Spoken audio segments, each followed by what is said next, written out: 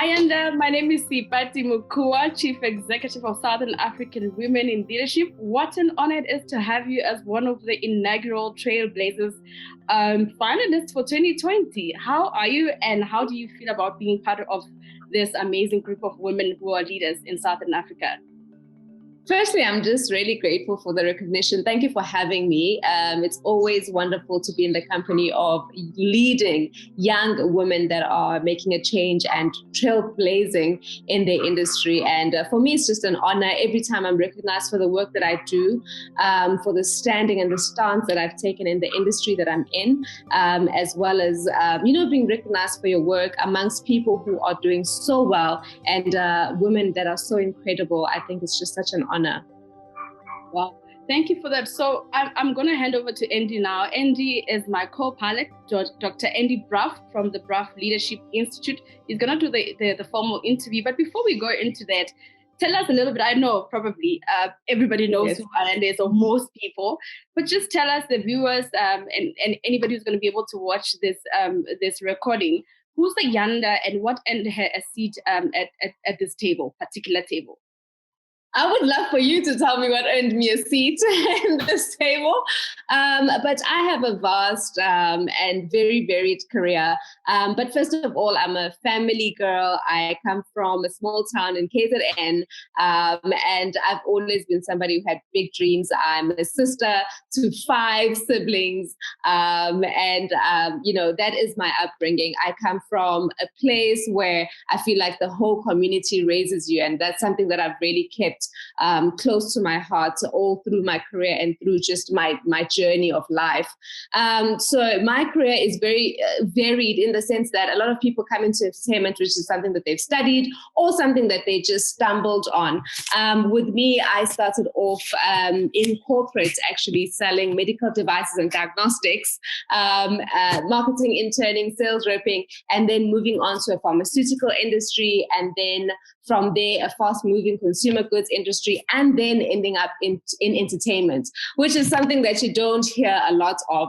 And I think it just speaks to my character of always wanting to see what's out there, of taking opportunities and grasping them. I think it speaks to my character of taking the leap of faith and taking those risks once in a while to explore all the talents that you have. For me, one of the most important things that I've always said is that before I die, before I leave this earth, I want to empty out every ounce of talent in me. And if I feel like there's something that I can explore, that I love, something that speaks to me and my heart, and something that I want to do and try out, I go for it. Wow.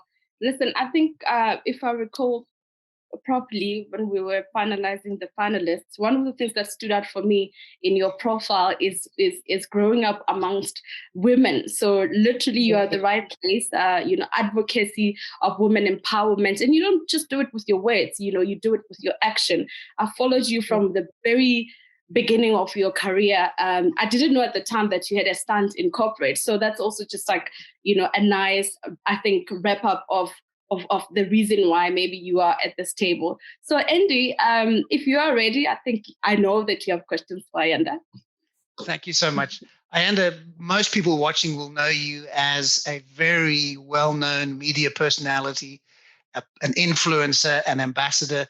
But what people might not know about is your passion for education and the work that you've done, particularly with young girls. Maybe just tell our viewers about that, if you would.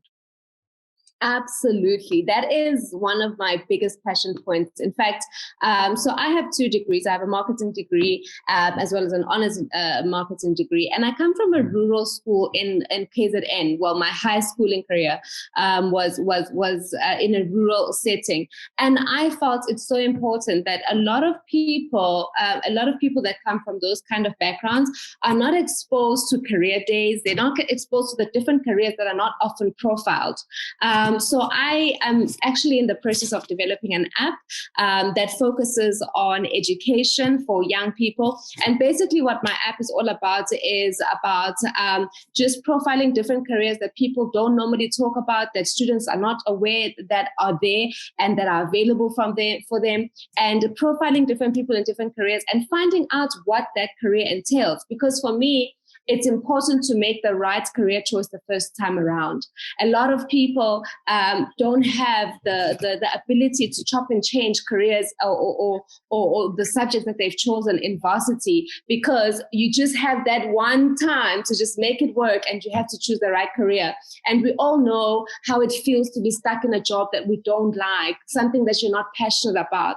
So I'm trying to create a portal that is going to be the #1 visited portal for career guidance in the country. And I'm hoping that 2021 will be the year where people choose the right career for themselves. And that's something that I'm passionate about, and that I feel like young women need to have access to, and to really get ahead of their careers and as well as their education in that way. Ayanda, one of the things that I'm really interested in is how personal brands are developed in an authentic way. And I'm wondering how you've been able to navigate that, where on the one hand, you've graced the covers of Cosmopolitan and True Love, and you really are seen as a trailblazer in styling and media. But on the other hand, how have you been able to remain true to yourself from an authentic point of view? What would be your advice for people who want to work in this space, but are often tempted to try and be somebody that they're not? Yeah, I think it's so important to firstly know who you are. I always say knowing who you are, knowing what you're about, knowing where you're going is like having an internal compass or an internal GPS. You have an end destination in mind. And although, because we're human beings, we veer off our direction sometimes, but because you know who you are, you have a reference point for where you're trying to go. You can always go back onto that road and steer towards where you're trying to go. So for me, it's always been important to have an internal guiding compass. And one of the things that helped me to get onto that road when I veer off is family, is friends, the type of people that you choose to be around you. Those are the people that really help you to remain authentic, to remind you who you were before everything else happened, to bring you back to your core.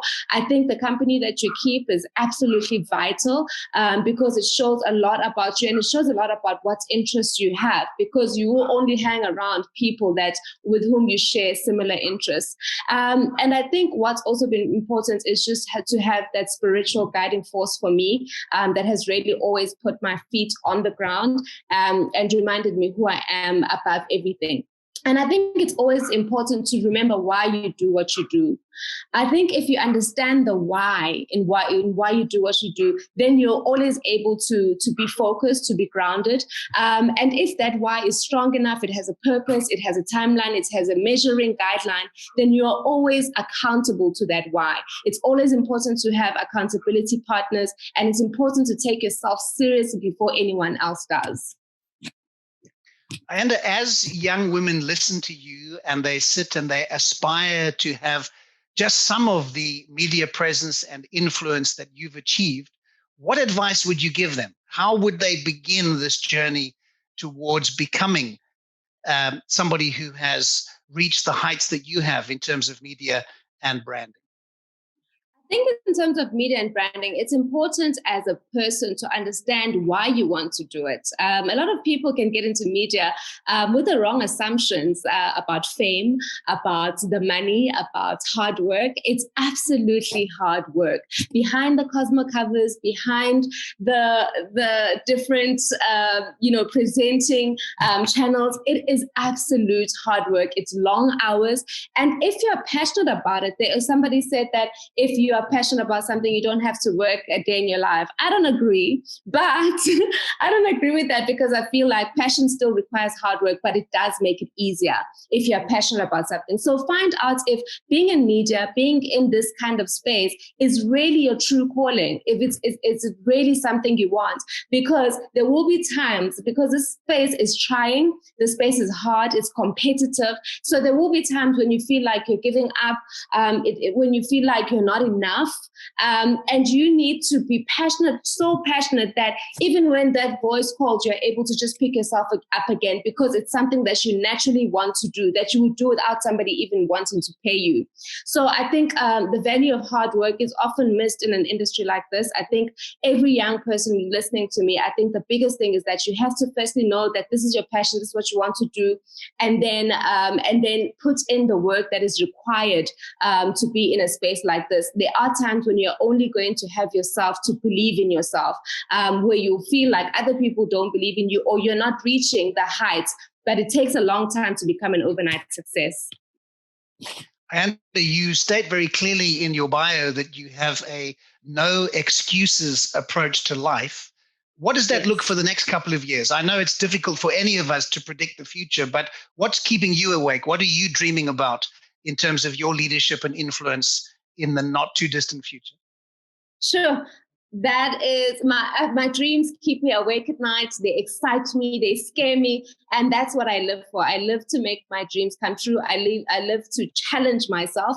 And I come from a mother who was a nurse, but then she would sew clothes, she would sell things. And I've always believed that as women, we are multifaceted, we are talented, we're capable of doing anything that we put our minds to. And for me, the next chapter going into 2021, it's all about ownership. It's owning the spaces that I occupy. I've done my work in being the face of brands and representing brands the best way that I know how.